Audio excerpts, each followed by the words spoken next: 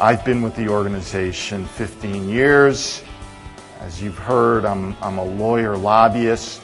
I bet you anything, if we surveyed the average American, you guys would have much higher favorable ratings than I would. But I don't do anything that I'm ashamed of. Nothing I do is illegal or unethical, and at least my mom is proud.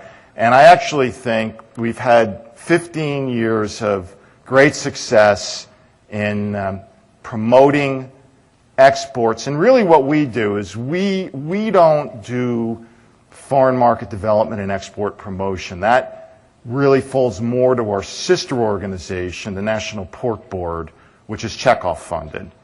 We're funded by voluntary contributions at the National Pork Producers Council, and we look after policy issues and political issues. And so for us, when we talk more about exports, it's about opening markets. So through trade initiatives, and it might be a big picture trade initiative, and I'll talk about some of those in a minute, like the 3 pending FTAs with Korea, Colombia, and Panama. Or, it might be something smaller. We've got a pending, we've got a ban on our product going into Jamaica. It's not right. It's due of all things because of pseudorabies.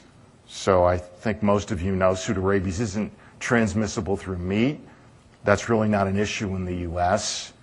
And so we're working on that. So we work on kind of high-profile issues that you read about in the media, but we work on things that you don't read so much about. But in any given year, we're exporting to about 100 countries. So we're about getting into those countries and then maintaining the market access. Mexico's a market where we shipped almost $1 billion last year. We're the poster child for the NAFTA. And there, we're still growing in the market, but a lot of what we do is playing defense, because in many countries we're very sensitive product. We've had 2 safeguard cases and 4 dumping cases. These are all, we do these in the U.S. We've actually taught the rest of the world how to do this. And Mexico's law, like ours, is patterned on the WTO anti-dumping code and WTO safeguards and so on. And so a lot of what we do, it's not just getting new market access, whether it's through a FTA with Korea or Colombia or Panama, but it's protecting access we already have. Because think about it, we've got Mexico, we've got about 4% of our production going to Mexico.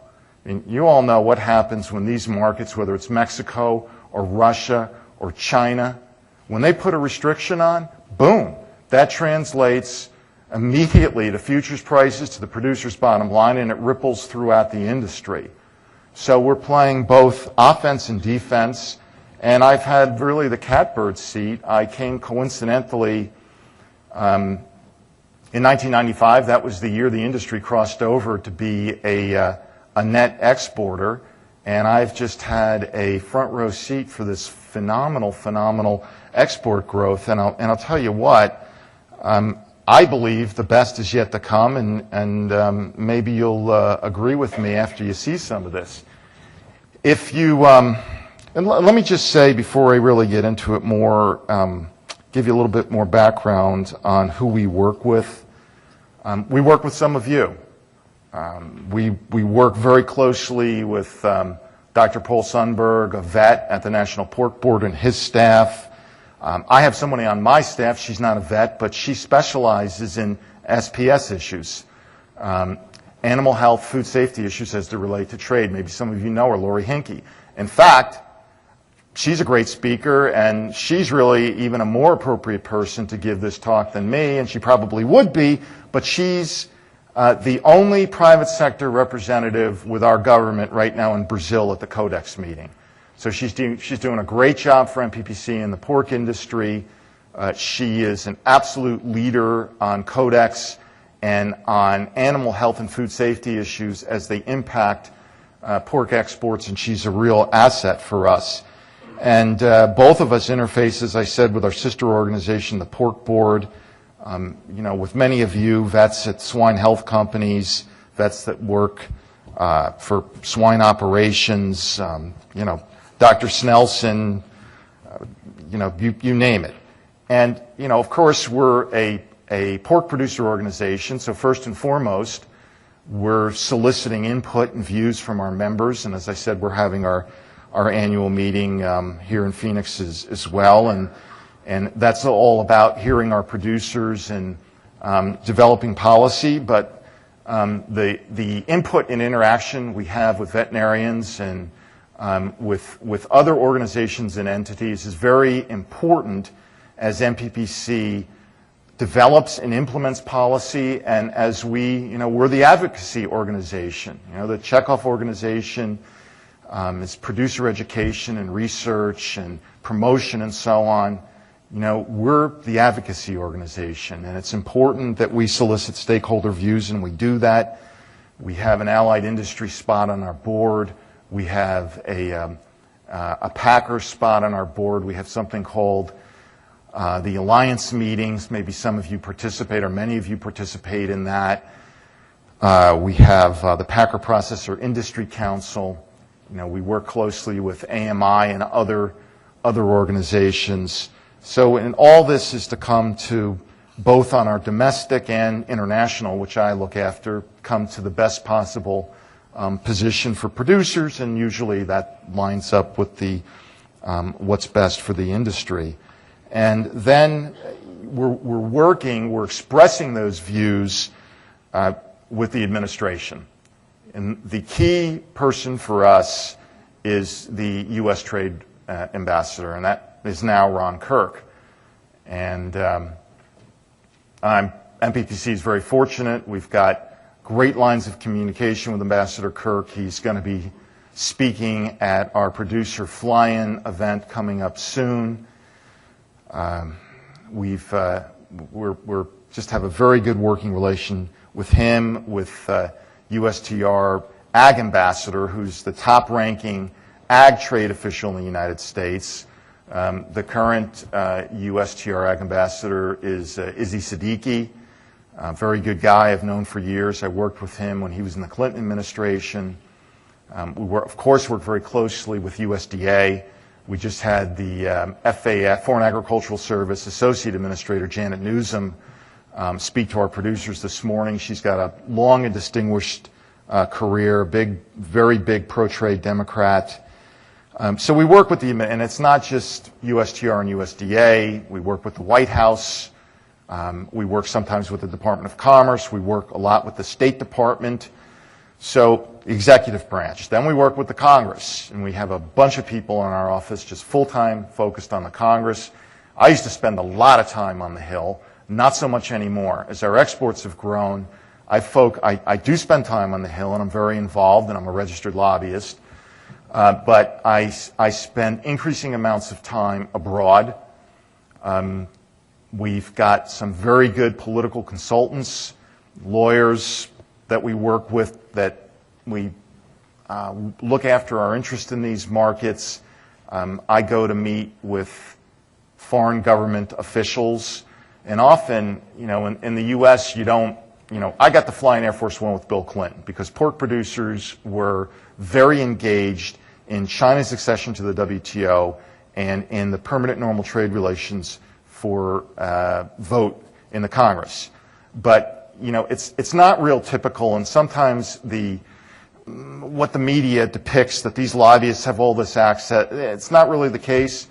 It's really interesting when you travel abroad. It's often a lot easier to sit down with a foreign head of state or a foreign cabinet official, and it makes sense. But those are the sorts of things I'm increasingly doing, and of course we've got the embassies right in Washington where I work. If you've ever been to our office, it's literally in the shadow of the Capitol building. And we've got all the embassies there, and we work with them. And then, of course, we work with the media as well. And, beyond kind of the industry, I talked about the input and the working together with the industry stakeholders. We work in coalition.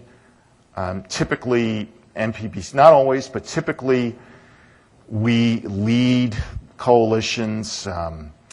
We lead a coalition in agriculture for the Korea FTA, Colombia, Panama. Most major trade votes. We've led coalition efforts, and we're very engaged with the entire business community where we've got mutual interests. So in passing Korea, Colombia, Panama, just was 2 weeks ago, was the only ag representative, but went along with people from the U.S. Chamber of Commerce, National Association of Manufacturers, Caterpillar, GE, Citigroup. We went to Colombia and Panama, met with President Martinelli in Panama, and the purpose of the trip was to underscore to them the renewed emphasis being placed in Washington on moving not just the Korean FTA, but the Colombian and Panamanian FTA as well. And we met with journalists there and so on. And the U.S. ambassador to Colombia gave us 2 hours of his time. It was just very, very interesting. And I went with a somewhat bigger group of lobbyists in October to Korea, did much the same sort of thing. And again, that the idea of all this is to create a buzz, to try and move these FTAs over the finish line. So those are some of the sorts of things we focus on. And if you remember one thing from my presentation, I hope you remember this slide. And what this tells you is that trade has been very good for the U.S. pork industry. And the chart starts in 1989, which is implementation of the U.S.-Canada Free Trade Agreement. And it shows you what our exports have done as we've had more market access through trade agreements. You see the purple line is when Mexico, when we had the NAFTA, so we already had a free trade agreement with Canada dating back to '89. Then we had added Mexico, we had the NAFTA. Then the green line was the Uruguay round, which was the precursor to the Doha round, which is going on now. And we got major new market access in a lot of markets, but most notable Japan and Korea.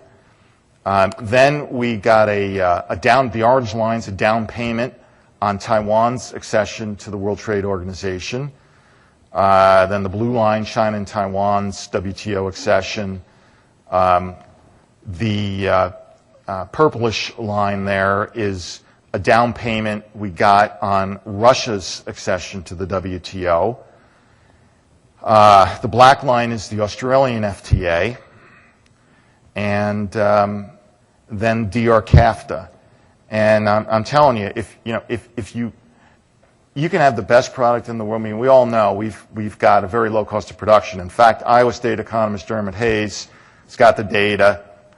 On average, the past 5 years, we're the low-cost producer. The way things look now, with the relative weakness of the dollar looking out at least 5 years in time, if not more, vis-a-vis the Brazilian currency, the Canadian currency, our major competitors, we are really, really well poised. But you can be a low-cost producer of the safest, highest quality product in the world.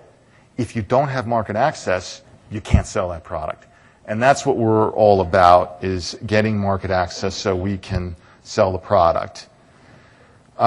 This shows you what we've done in Canada and Mexico.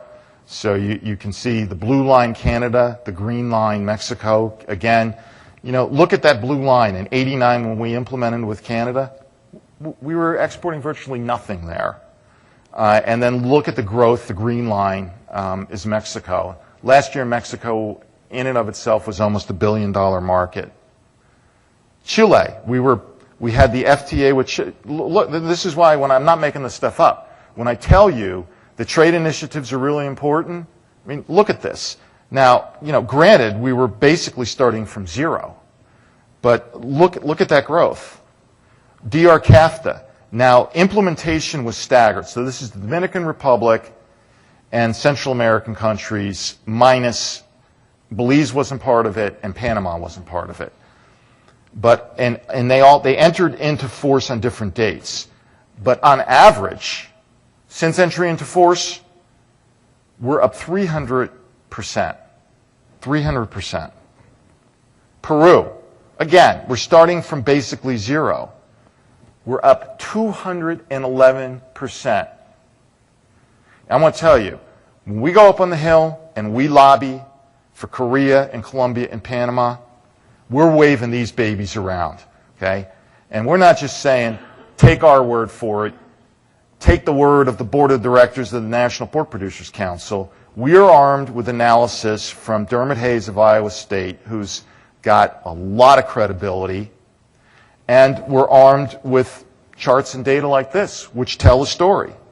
And it translates to, hey, Mr. Member of Congress, you got pork in your district, you better think long and hard about supporting these pending free trade deals, because they generate exports and they create jobs in your district.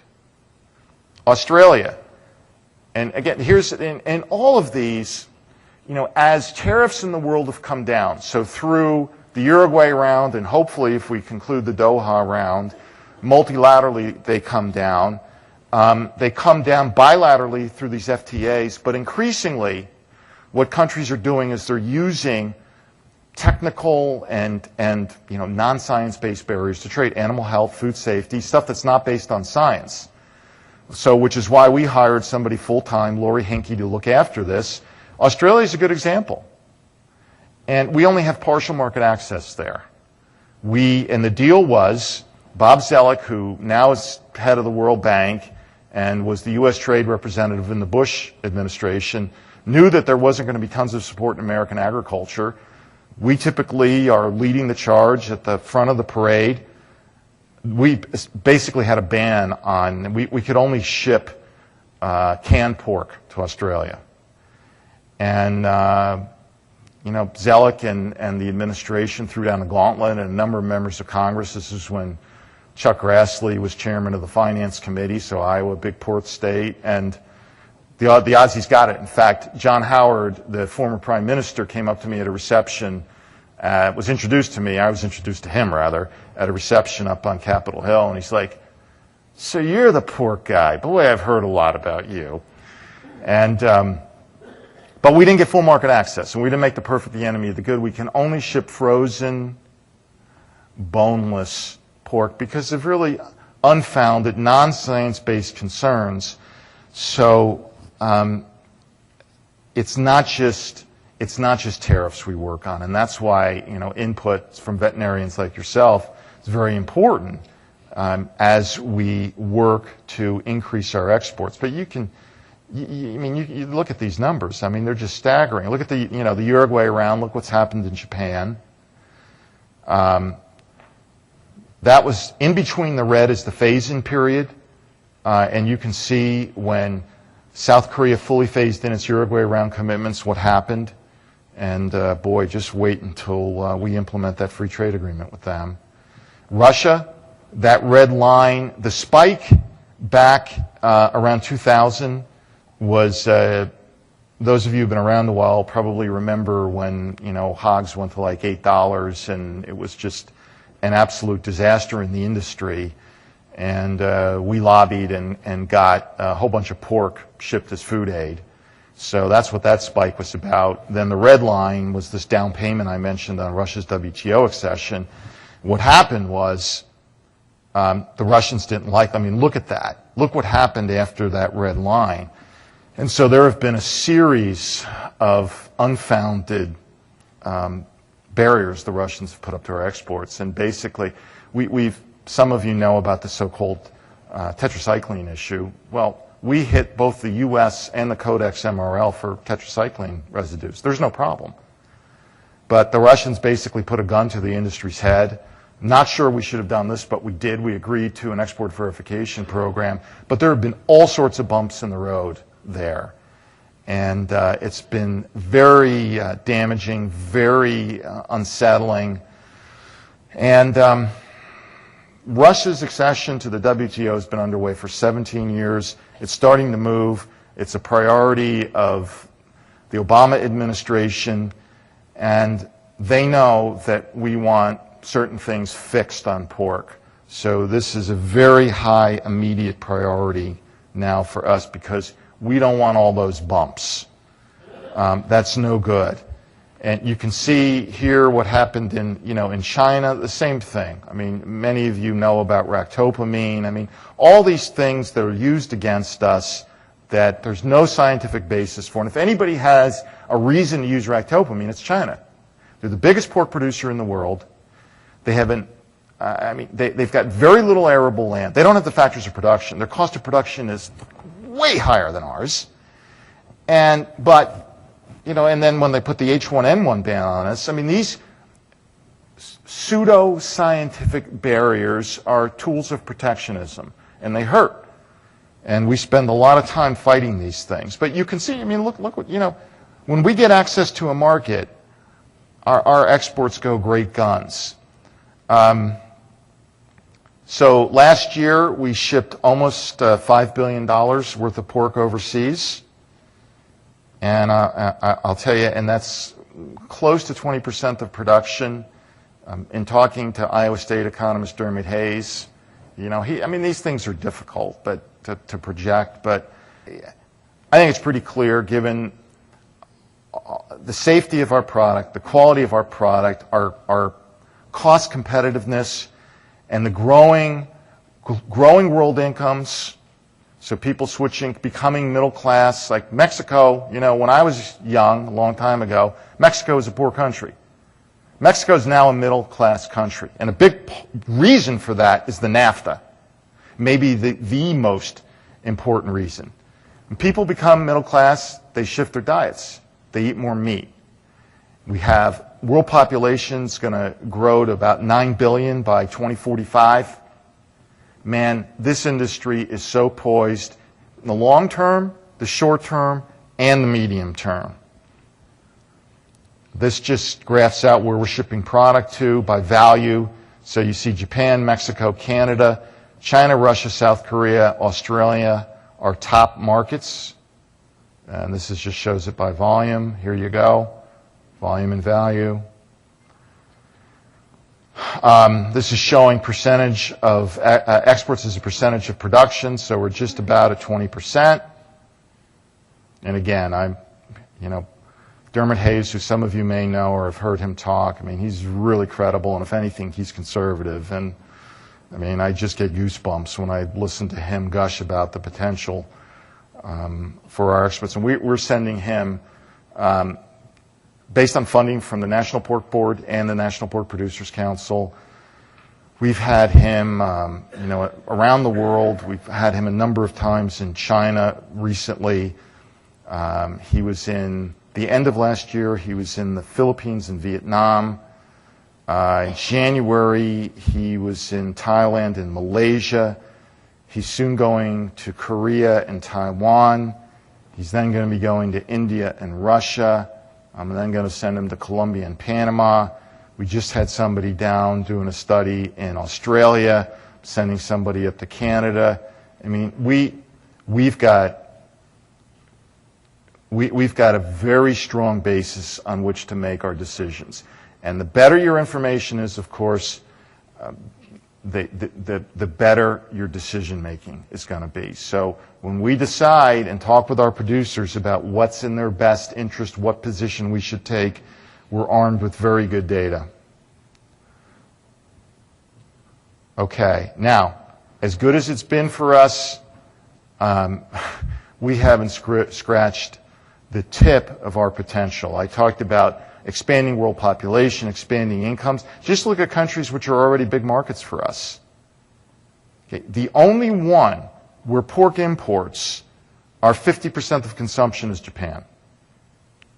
And if Japan joins the TPP, the Trans-Pacific Partnership, which is a regional free trade negotiation currently going on between the United States and 8 other countries. Japan's deliberating now. It's very controversial in Japan. The current prime minister is in a tenuous situation. Half his party, the Democratic Party of Japan, and half the LDP, Liberal Democratic Party, which for most of the time since the Second World War has governed Japan. Both of those parties are split on this issue. Public opinion is split. But what many of us thought until recently was unthinkable, the Japanese are thinking about completely opening up agriculture. And they've got to do it. They're totally not competitive. The average age of the farmer is, I don't know, over 60 years old. I mean, if you're in Asia, you forget it. You cannot efficiently produce pork. Period. End of story. Now, I'm not saying that these countries aren't going to have pork industries. They are. But I'm giving you the facts, and the facts are their costs of production are really high. And when the rubber meets the road, okay, now we're reading a lot about food price inflation. If you've been to China or you know about China, pork is pretty sacred there. Pork is 6% of the consumer price index in China. You think they got a little issue here? I mean, if they keep, and they're throwing gobs of money in terms of subsidies at the industry. But, I mean, how high are they going to let the price go? And at what cost? Now, look at this chart. Japan, I mean, those of you who've been around a while and remember, okay, the Japanese didn't want to import anything. They were going to be self-sufficient in agriculture and in pork. This was the mantra in the 70s and into the 80s. Look at this. They can't efficiently produce, and it's a waste of resources. So, you know, we've done great the past 20 years. I'm telling you, the potential for the United States, when you look at it and you talk to any ag economist that understands globally what's going on, the food's going to come from the United States, Brazil, and Canada. I mean, there will be other countries, but we're going to be we are so well positioned in this country. And what you see here, the past is prelude to what's going on. Here are the costs of production. Dr. Hayes did this in April, and that Chinese cost would even be higher now based on some information he's got. That didn't include animal mortality. He's now got good data and information on that. Those costs are significantly higher. Okay.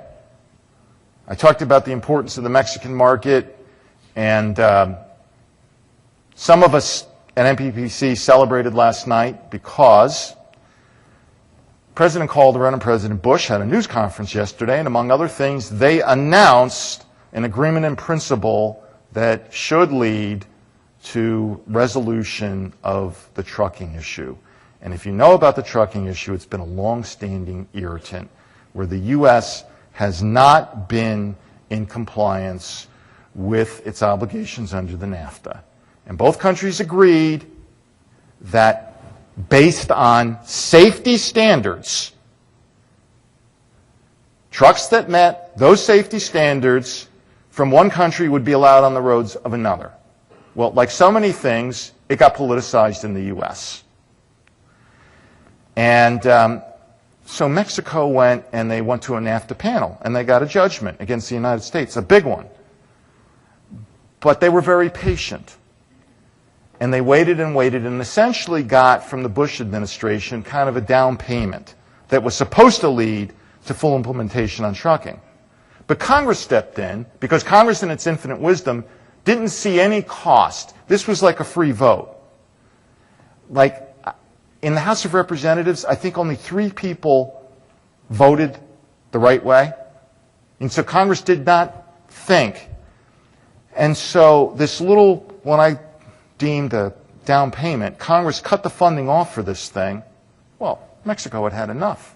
They retaliated. We saw this coming. We were kind of a voice crying in the wilderness. MPPC started working this in May of 2007. And, we wrote letters, we went up on the Hill, but it was basically pork producers against the Teamsters up on the Hill. Well, you know who's going to win that battle. Members of Congress didn't think there was any cost. It was a free vote to support labor. So it wasn't just, some Democrats or some Republicans. It was the majority of the Congress. Well, Mexico got ticked. They put out this retaliation list in spite of our efforts, and, people didn't listen to us. And then pain got inflicted. And the poor potato guys, they used them as an example. They were on the initial list. They've lost 50% of their market share in Mexico. Man, it's killing them. ConAgra closed a potato plant, I think, in the state of Washington. And there's all sorts of, I pick on them because it's just vivid in my mind, and I've been working closely with them on this. But, it wasn't just ag, there was manufacturing, and it didn't get enough traction. So this past August, Mexico changed the list. They put us on it. Thank God they didn't put us at 20%. They put us for bone-in, unprocessed bone-in hams, which is our biggest export item to Mexico. They put us at 5%. And if you look at the numbers, we're still exporting a lot of pork to Mexico. I mean, we're by far the dominant supplier there. But Canada's exports since August have been going up. They're clearly capturing sales at our expense, and likely so are domestic Mexican producers. So this hurts, and there's the potential, as long as this isn't resolved, for the duties to get increased even more. So this was our number one defensive issue, and I should add what's called in Mexico chicharrones. Some of you might be familiar with that, pork skin, cooked skin. We don't send a lot of that, but we send it to Mexico, and there was one plant in Ohio that really got whacked. So what's happening? Losing exports, losing jobs in lots of sectors, not a good thing. Why? Because somebody invents a story when all the data show that these trucks were as safe or safer than the U.S. trucks. The issue gets demagogued, and then supposedly in the name of what? Protecting trucker jobs? I don't know. But the real casualties was the American workers and American exports. So we worked this issue very hard. We worked it in coalition, and I'm pleased to say that yesterday some of us drank a fair amount of tequila in celebration of this agreement in principle, which we're hopeful that the duties will be suspended by the summer. So what should happen is that when the first Mexican trucks cross the border, the duties go to zero. They're going to be cut in half on all the products at some point in the near term, and then they're going to go to zero. And then over time, as this program ramps up, all the safety data will be out there. I'm sure it's going to show that the Mexican trucks are safe. And at that point, I think the U.S. will then fully implement its obligations under the NAFTA. And then at that point, Mexico will terminate the retaliation. They're going to cut the duties in half, then they're going to go to zero, but they're not terminating the retaliation. They're suspending it. So they've going to just make sure that somebody up on the Hill doesn't try and cut off funding again, or that the United States keeps its word. So for the pork industry, this is a big deal because, as I said, this is a huge market for us, and we have a lot at stake there. And you can see, I mentioned how Canada was increasing. The line in August, you can see what the Canadian exports did from August on. And here's the pork skin, and you can see that we're hurting on that product as well. Korea is going to be a gold mine, arguably the best FTA ever for the U.S. pork industry. 9,000 direct pork industry jobs are going to be created. $687 million in new additional exports when the agreement's fully over a 10-year period when the agreement's fully phased in. So annually, Korea, as you saw, is already a top export market for us. These are Dermot Hayes' numbers from Iowa State. He's very conservative. He had to cap the model. The numbers were so good. I mean, Korea is just going to be an extraordinarily good market for us. Live hog prices will be $10 higher. The way he does this he models what happens 10 years later, and then he pulls Korea out. So let's, if we lost the market overnight, what would it do to live hog prices? So that's in his econometric model, and he uses FAPRI data. I mean, he's explained this on the Hill and to members of Congress, and it's all very credible and very conservative. So the numbers are, they're unbelievable. And Korea, and as we stand on the sidelines, whether it's Korea or Colombia or Panama, the funny thing is in the United States, it's like, well, let's take a time out from trade. The problem is we stand still, we're falling behind. Because all our trading partners are negotiating trade agreements at a very fast pace. And you can see who Korea is negotiating with here. Most notably, they are implementing in July with the European Union. Now, we're a lower cost producer than the EU by far, but we can't compete with zero. So we asked Dr. Hayes, well, what happens in Korea if the US never implements and the EU does? And the answer is we'd be out of the market in 10 years. Chile already has an FTA with Korea. Now, it's a small country, but they've been increasing rapidly because their duties are going down. We'd be out of the Korean market in 20 years due to competition from Chile. Now, I'm confident that this agreement's going to get implemented. But just to show you, there's great opportunity on the one hand, but we've got to move in. And, this is the same for other sectors as well. You may have seen the pork industry was in the middle of the renegotiation involving autos. We gave 2 years on one product. It was in our interest to do it. We got a lot of accolades from the Obama administration and members of Congress because we probably could have held the whole thing up, but why make the perfect the enemy of the good?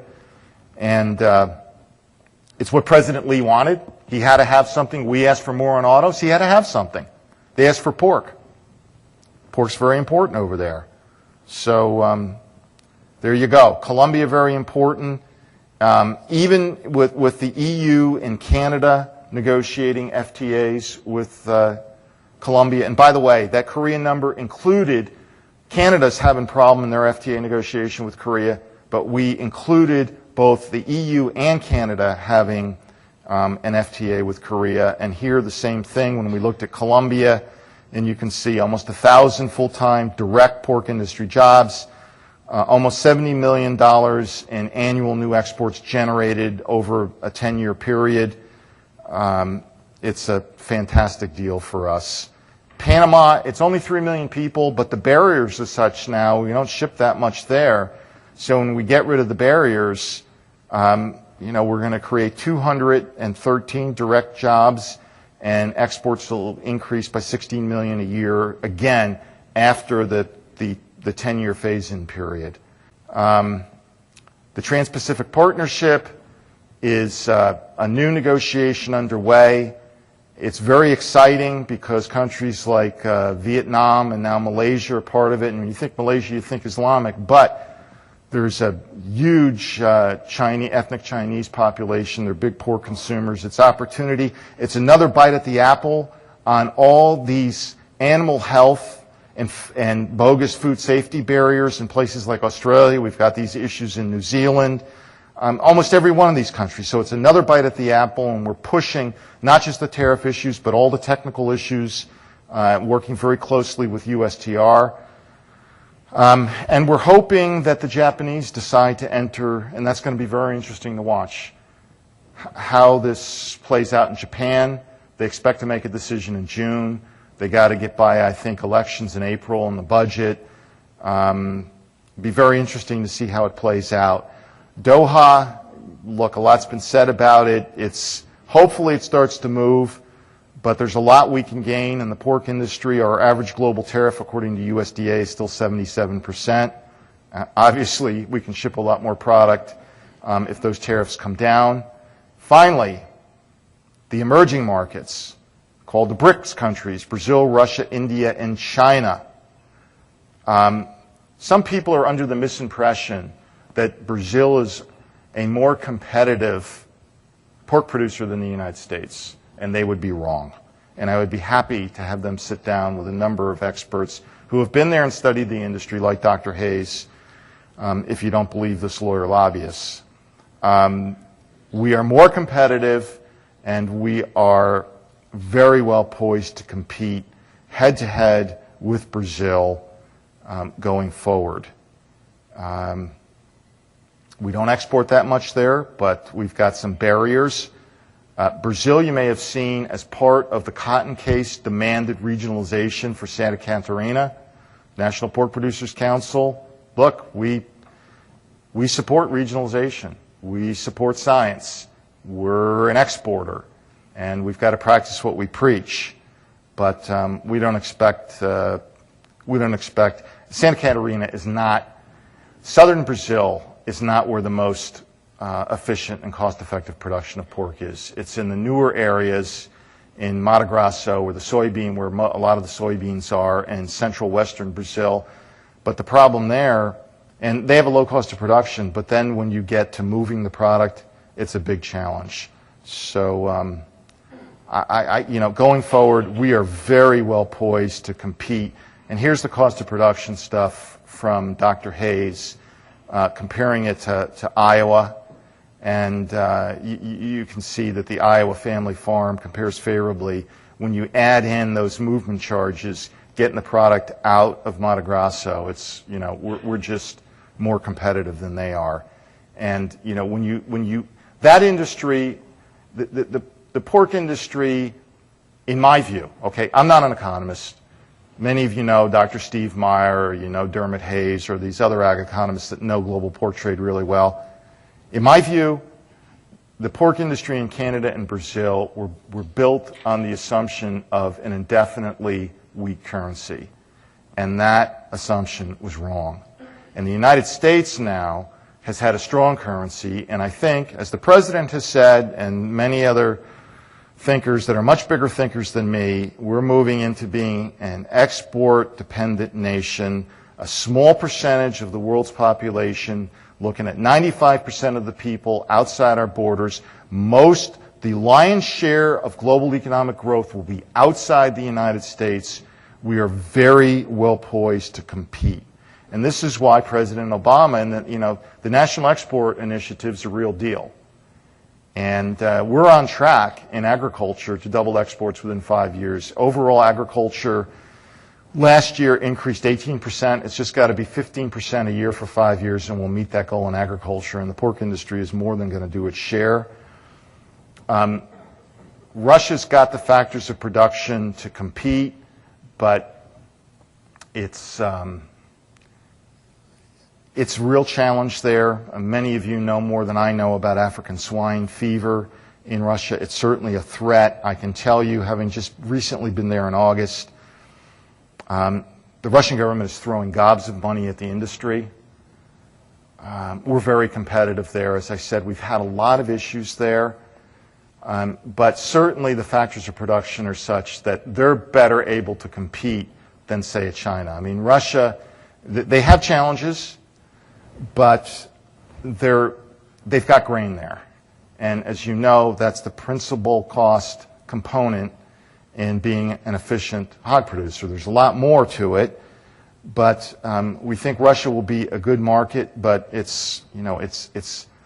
and we're, as I said, in the middle of the recession to the WTO and the whole PNTR discussion.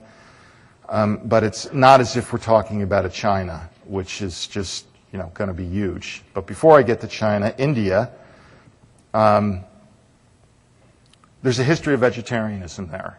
I mean, it's a majority Hindu nation. I think, don't quote me on this, I think roughly it's about 16% Islamic. They don't have a history of meat eating, but younger Indian people are starting to eat meat. And it's going to pass China as being the most populous nation in the world. They're experiencing rapid economic growth. I think the growth rate there last year and this year is going to be about 10%. The country's changing. The middle class is growing rapidly. There's opportunity. I characterize it more as niche markets relative to the overall size of the country. But a niche market in India is a big market. And so there's opportunity for us. And as I said, I was just there recently, and we're sending Dr. Hayes there in late May, just ahead of the monsoon season. And China, I think most of you know about the ractopamine issue. We've got a number of impediments, but even still, they have a real hard time competing with us. I mean, this is, and I believe these numbers were done before Hayes factored in the animal health costs and the mortality rates in China. He's telling me now their costs are more than double our costs. And you look at what's happening with food price inflation in China. I mean, look, going back to the 70s and the 80s, the Japanese weren't going to be dependent on food imports. They're at 50% of pork, and the number's just going to keep going up. And in China, look where they were, and the trend is going up, and the room for growth they're importing less than, they're the biggest pork consuming country in the world. Now they're biggest producing, but I'm telling you, and even the government's pouring this money into all these new enterprises, their cost of production is way higher than ours. And imports currently are less than 2% of the market. Okay, so what happens if we get just a little itty-bitty piece of the market? Okay, 1/4 of 1% additional market in China creates 3,300, almost 3,400 direct pork industry jobs.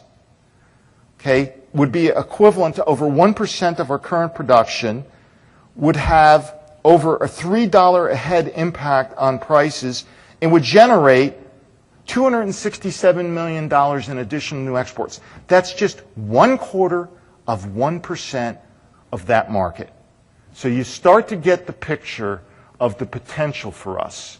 Okay, so of the BRICS countries, what I'm saying is Brazil, moving forward, is going to be an efficient producer and supplier of food to the world, but we compete with them head-to-head very, very well.